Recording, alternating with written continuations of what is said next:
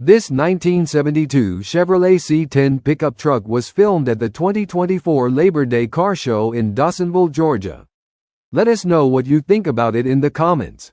See more from the 2024 Labor Day Car Show in Dawsonville, Georgia by clicking the link at near the end of this video. Please give us a thumbs up and subscribe or join our YouTube channel to see all of our upcoming videos. As always, thanks for taking the time to watch our videos.